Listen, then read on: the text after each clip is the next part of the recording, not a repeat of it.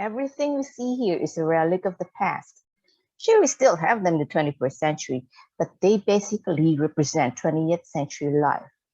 Who listens to the radio nowadays, especially to a transistor? Who reads hardbound books with boring spines? Who writes using a pencil? Who crumples papers? Everything is done with a gadget. Even the candle is replaced by the flashlight in our phone. We listen, read, and write with no need of a table. We can lie down or be in transit while listening and writing. The artist Rebie Abas calls her work 1987. It's an almost perfect 1987 scene.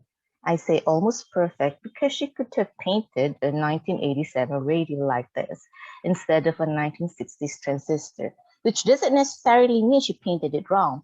Transistors were still available back then, like how some households in 2022 still have old appliances. Using transistor gives Abbas's work double nostalgia.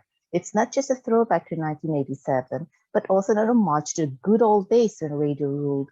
We see someone hidden from our view trying to write a letter. Perhaps the writer is someone who is already middle-aged in 1987 and is holding on to his or her youth as represented by the radio.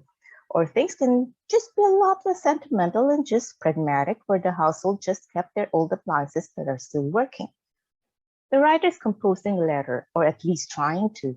It is interesting that he or she is using spiral notepad. Back then, people used the stationery or bond paper for letters.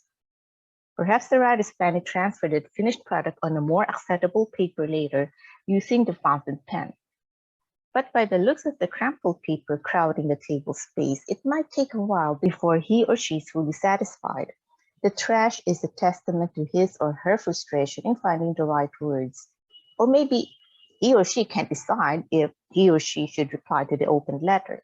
The pencil is half consumed. The candle might not last long.